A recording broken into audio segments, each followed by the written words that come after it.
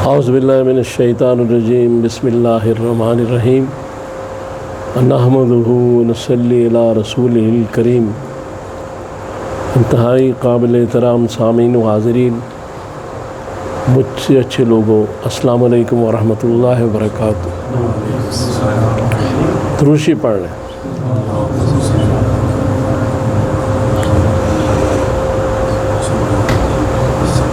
مسلم شریف کی حدیث ہے کہ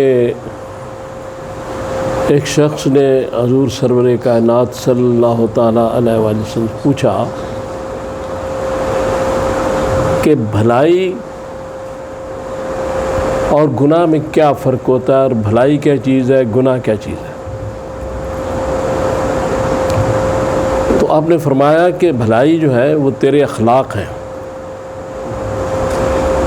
اور گناہ وہ چیز ہے جو تیرے دل میں شک پیدا کرے اور جسے تو برا سمجھے۔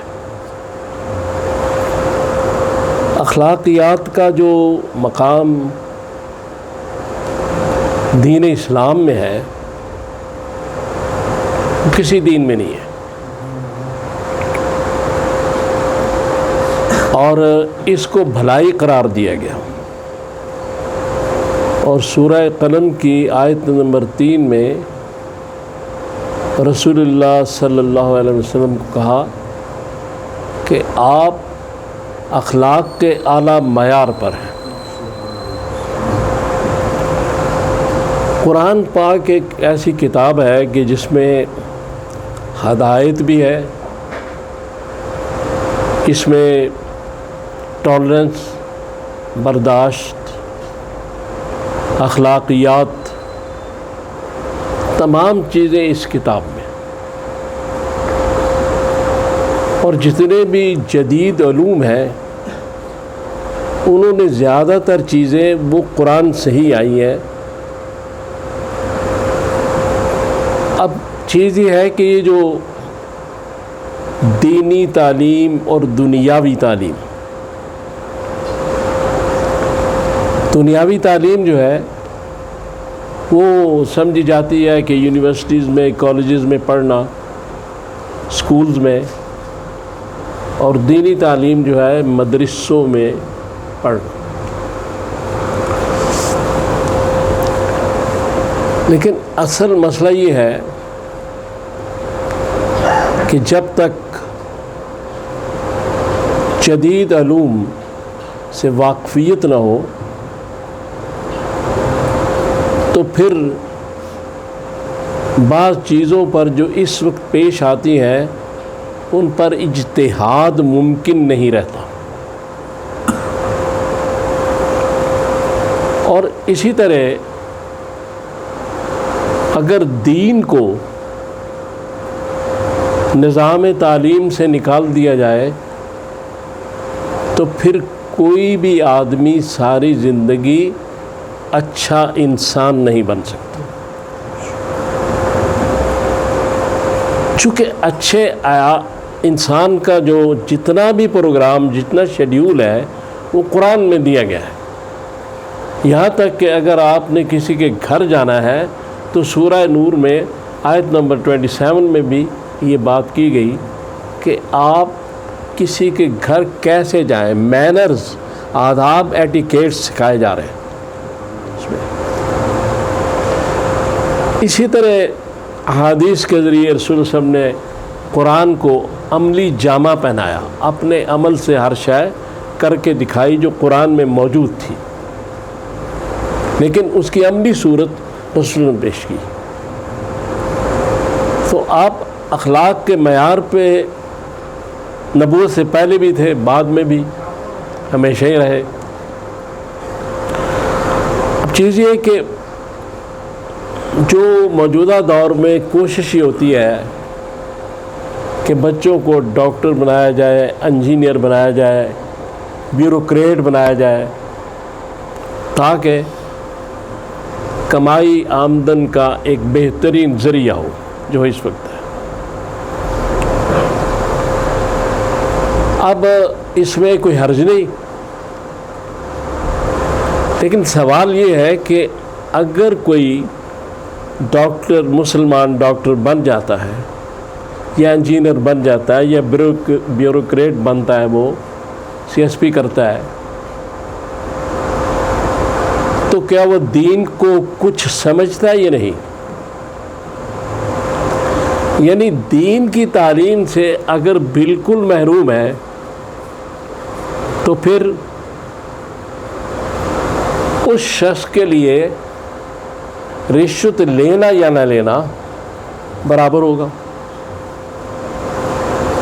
لہذا دین کی تعلیم بھی ضروری ہے ان لوگوں کے لیے جو ظاہری تعلیم کے ذریعے ڈاکٹر، انجینئر یا دوسرے منصب سنبھالتے ہیں، تاکہ وہ قرآن کی، اللہ کی جو ہدایات ہیں اس کے مطابق اپنے اس نظام کو چلائیں۔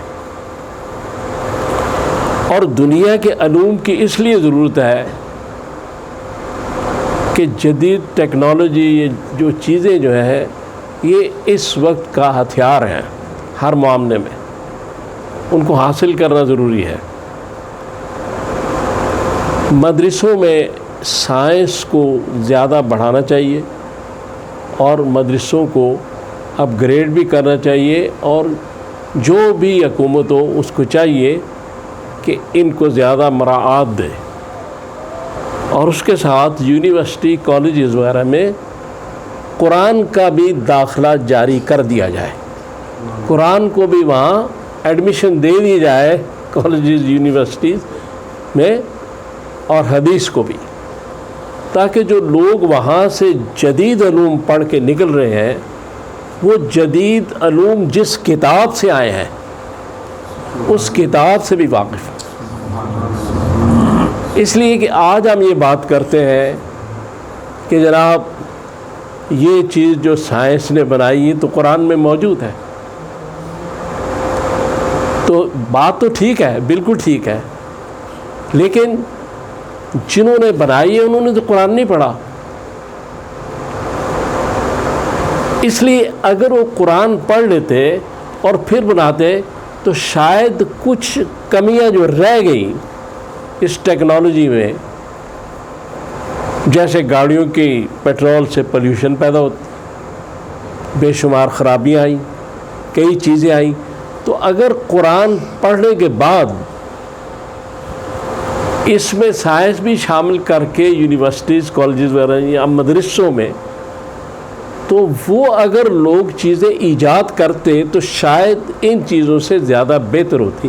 یہ میرا خیال ہے، یہ غلط بھی ہو سکتا ہے، صحیح بھی ہو سکتا ہے، لیکن سوال صرف یہ ہے کہ علوم سے پیچھے نہیں ہٹا جا سکتا۔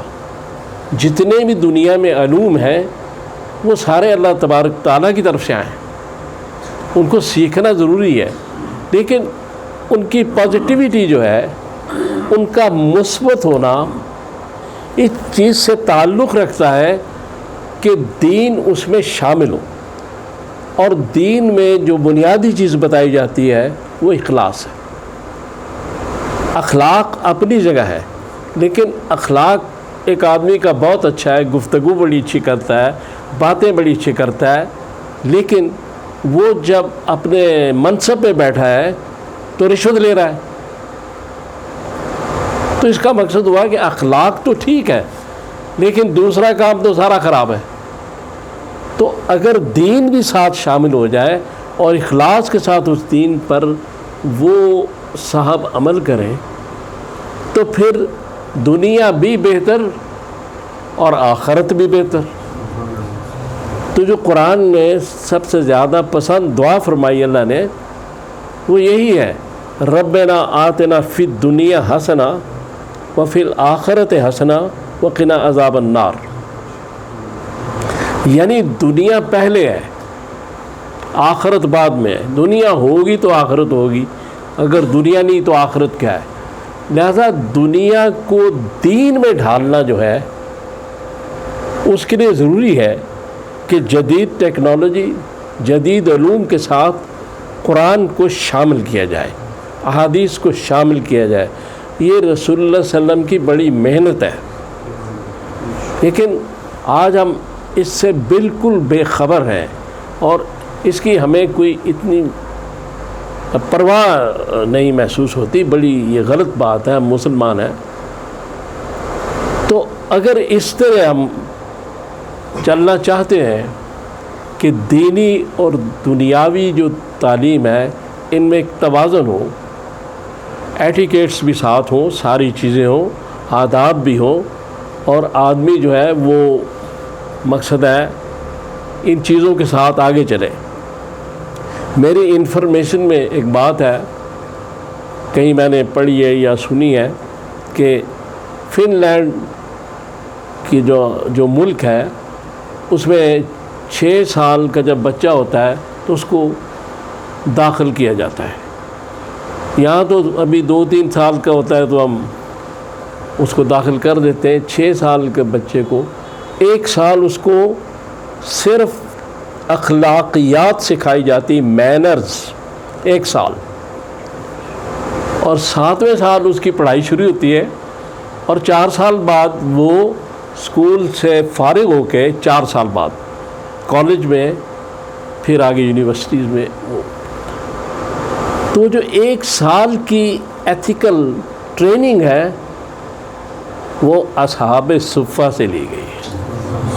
تو اللہ تعالیٰ سے دعا کریں اللہ مجھے اور آپ کو توفیق دے کہ میں نے جو باتیں کی ہیں ہم پہ عمل کر سکیں. صلی اللہ تعالیٰ علی خیر خلقی محمد و آلہ و صحبہ اجمعین. رحمۃ.